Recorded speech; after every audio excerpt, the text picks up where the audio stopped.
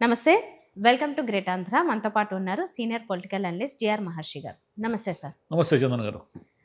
Sir, Chandrababu Naidu గారి రిలేటెడ్‌గా అంటే ఆయన ప్రభుత్వం ఉన్నా లేకపోయినప్పుడు కూడా నేను కొన్ని సందర్భాలు చెప్తాను. ఆ సందర్భాల్లో కొన్ని ప్రాణ నష్టాలు జరిగాయి. ఇప్పుడు ఆయన ప్రభుత్వం ఉన్నప్పుడైతే పుష్కరాల్లో చాలామంది చనిపోయారు. సరే, తర్వాత లాస్ట్ టైం అది కూడా సభల్లో కొన్ని మీటింగులు జరిగేటప్పుడు పెద్ద ఎత్తున జనం వచ్చినప్పుడు ఆ సందర్భాల్లో కూడా కొంతమంది జనం చనిపోవడం మన తిరుపతిలో కూడా చూసాము. మొన్న ఏకాదశినప్పుడు లాస్ట్ ఇయర్. తర్వాత ఇప్పుడు కాశీబుగ్గలో కూడా 10 మంది చనిపోయారు చిన్న పిల్లలతో సహా. ఇలాగా ప్రకృతి విపరీతాలని ఆయన ఆపేయగలిగి కంట్రోల్ చేశాను అంటున్నారు కానీ, ఆయన ఉండంగా ఆయన సారథ్యంలో ఆయనకి అంటే ఆయన పర్యవేక్షణలోకి రావాల్సిన కొన్ని విషయాల్లో కూడా మరి విపరీతంగా ప్రాణ నష్టం జరుగుతుంది కదా. అదే ఇండియాలో కూడా ఎక్కడైనా ఇట్లాంటివి ఏమైనా జరుగుతున్నప్పుడు ఈ ప్రాణ నష్టాలని ఏం చేయలేకపోతున్నాం. అంటే జనాలు కూడా అవేర్నెస్గా ఉండట్లేదు, అవేర్గా దాని మీద వెళ్ళిపోతున్నారు. అక్కడ కొంతమంది వస్తారు, లక్షల మంది అన్నా కూడా ఇంకా వెళ్ళి అక్కడ ప్రాణాలు పోగొట్టుకుంటున్నారు.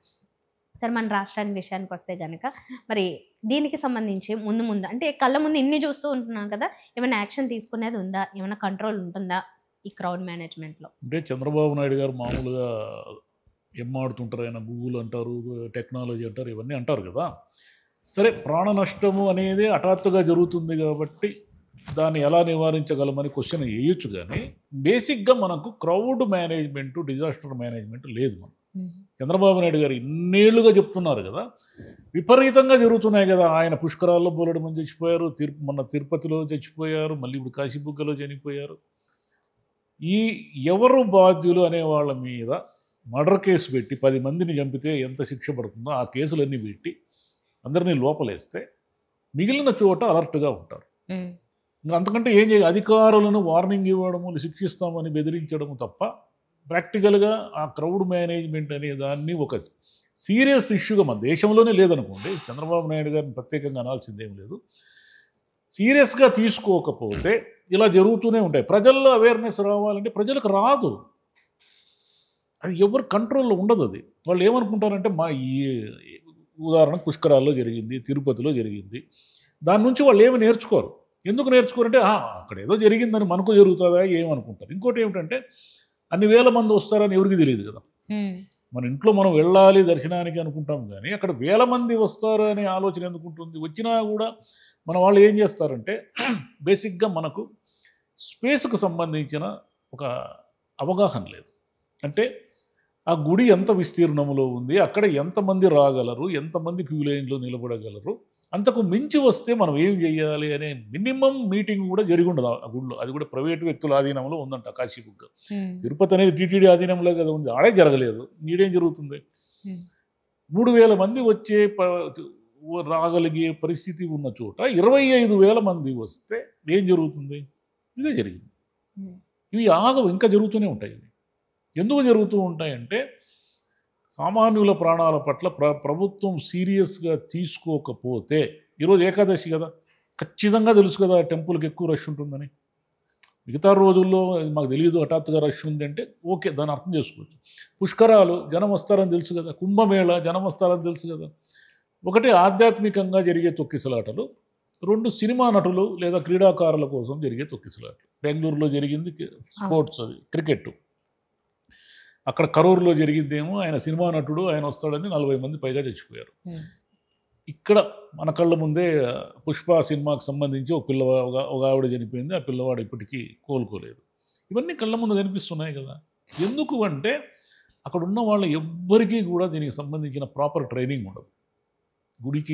గుడి దగ్గర ఏదో సెక్యూరిటీ వాళ్ళు, పోలీసులు అయినా సెక్యూరిటీ వాళ్ళు ఏం చేస్తారంటే మనుషుల్ని తోస్తారు.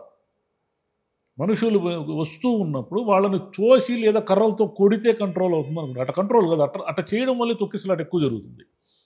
వీళ్ళకి ట్రైనింగ్ లేదు, ఎంతమంది వస్తారో అవగాహన లేదు, వస్తే వాళ్ళకి దర్శన ఏర్పాట్లు ఎలా చేయాలో తెలియదు.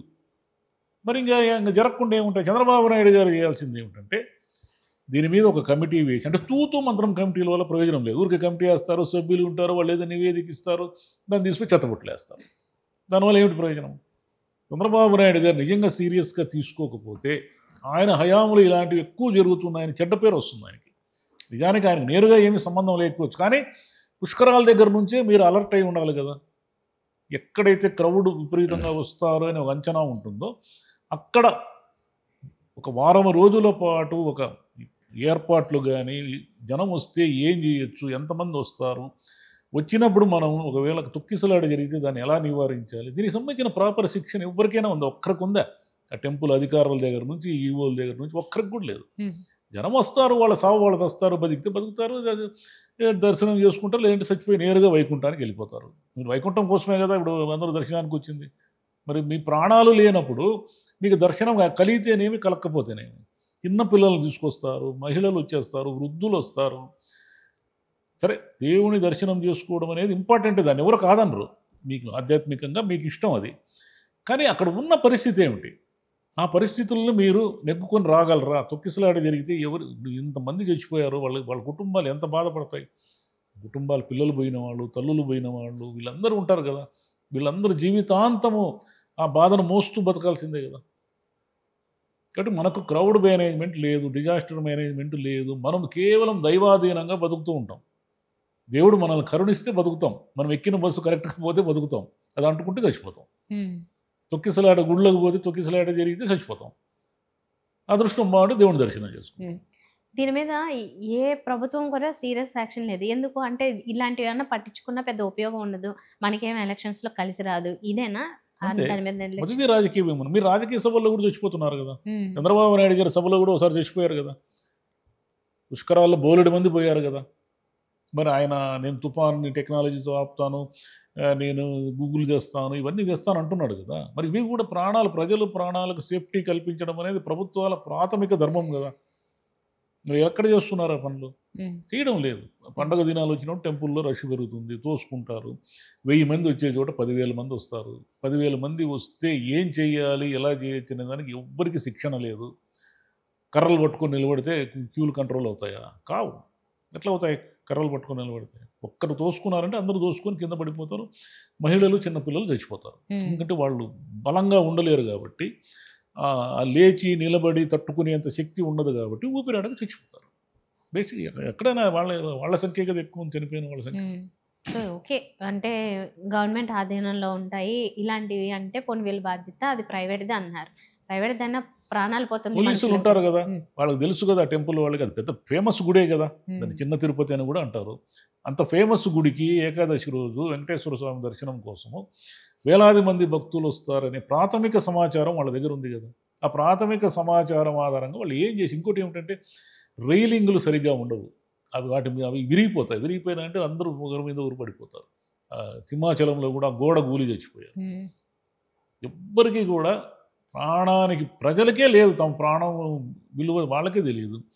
కాపాడుకోవాలి కదా. మీరు టెంపుల్కి పోయినా, సినిమా యాక్టర్లను చూడడానికి పోయినా, ఎక్కడికి పోయినా అక్కడ ఉన్న సిచ్యువేషన్ అంచనా వేసి కాపాడుకోవాలి కదా. ఎక్కడ కాపాడుకున్న వాళ్ళు చచ్చిపోతున్నారు. ప్రభుత్వానికి అసలు లేదు. ఏదో నష్టపరిహారం ఇస్తారు, తూతూ మంత్రం అంటారు, అడితో అయిపోతుంది, కథ అయిపోతుంది. ఇంకా 3 రోజుల తర్వాత ఇంకో ఇన్సిడెంట్, మొన్నంతా బస్సు ఇన్సిడెంట్ జరిగింది. ఇప్పుడు బస్సు ఎవరికి గుర్తులేదు. ఇప్పుడు ఈ కాశీబుగ్గ 3 తుఫాను ఎవరికి గుర్తులేదు. 3 రోజుల తర్వాత కాశీబుగ్గ మర్చిపోతారు. ఇంకెక్కడో జరిగినప్పుడు మళ్ళీ అన్నీ బయటికి తీస్తారు. మనం క్రౌడ్ మేనేజ్మెంట్ చేయాలా, అది చేయాలా, ఇది చేయాలని ఒక సమీక్షా సమావేశం పెట్టుకుంటారు. మరుసటి రోజు ఎవరికి గుర్తుండదు. ఇంత న్యాయంగా జరుగుతూ ఉంది పరిస్థితి.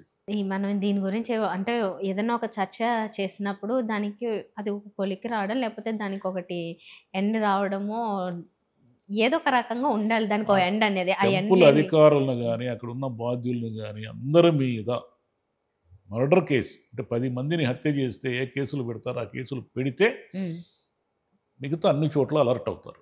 అంటే మనము కొన్ని ఏళ్ల పాటు కోర్టులకు తిరిగి శిక్షలకు గురవుతామనే భయం ఉంటే ఈ క్రౌడ్ మేనేజ్మెంట్ అనేది ఆటోమేటిక్గా వస్తుంది. లేకపోతే రాదు. ఎట్లా వస్తుంది? నాకేం పట్టింది, వచ్చిన జనం వచ్చారు, నన్నేం చేయమంటారు, తోసేస్తున్నారంట. అవును, సమస్య వచ్చినప్పుడు సమీక్షించి ఉపయోగం లేదా, సమస్యకి పరిష్కారం వస్తే అప్పుడు దానివల్ల ఉపయోగం ఉంటుంది. మరి ఎప్పటికీ మనకి ఇలాంటి విషయాల నుంచి విముక్తి కలుగుతుందో తెలియట్లేదు.